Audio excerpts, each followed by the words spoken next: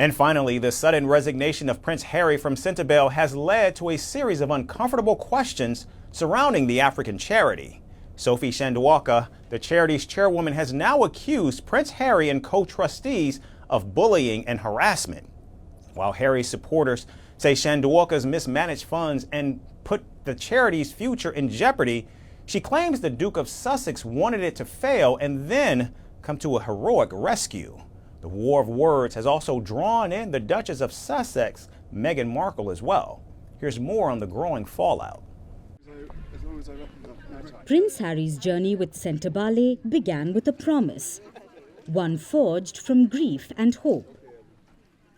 In 2006, alongside Prince Siso of Lesotho, Harry founded the charity to help the vulnerable affected by HIV and AIDS. For years, the organization stood as a symbol of compassion, driven by the young prince's memory of his mother, Princess Diana.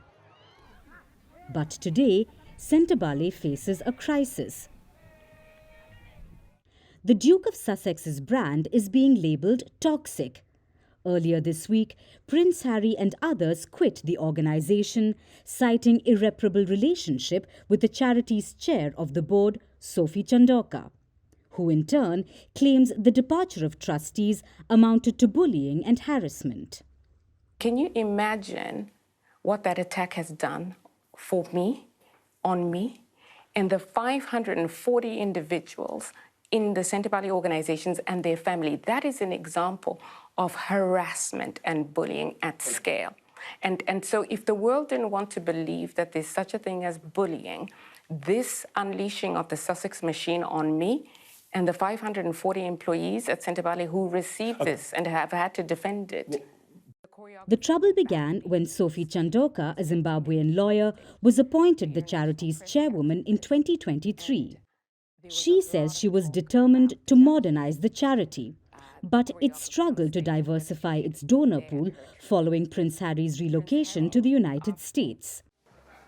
She says she tried to shift Sentebale's fundraising focus away from Prince Harry's wealthy circle, but her strategy struggled to gain traction and frustration mounted. Sentebale donations fell below its self-imposed $700,000 safety threshold. Chandauka blames Harry's public feud with the royal family and his explosive memoir, saying it scared off sponsors. When the trustees pushed for her resignation, she refused to step down.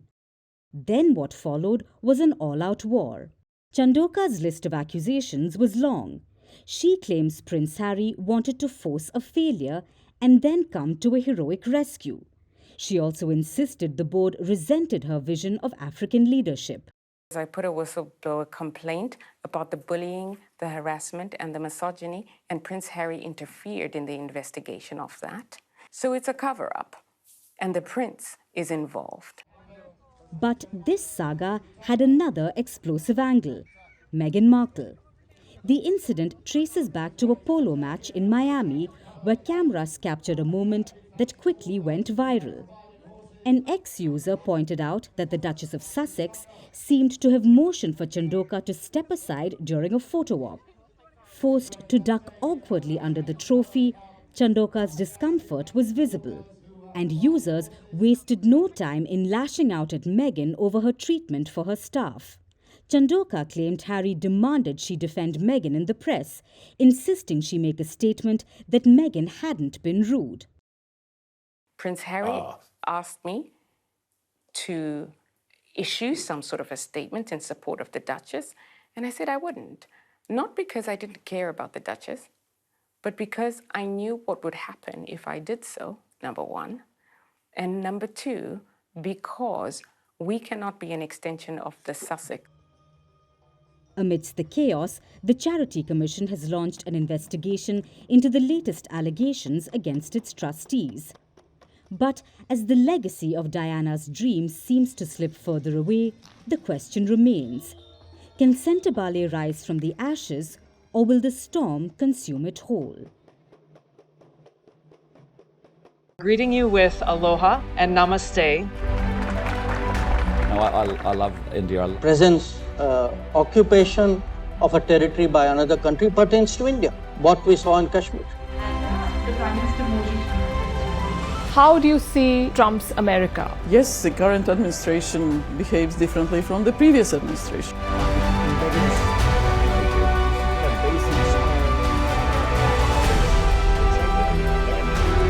Are you saying that there are foreign powers who are trying to bring down the current government in Syria? Exactly. Bluntly, Iran, maybe Russia too.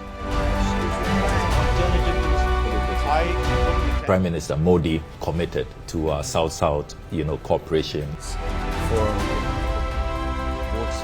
Not over 50%. Is Ukraine prepared to pay the price for that peace? No compromises at the cost of territorial integrity and sovereignty.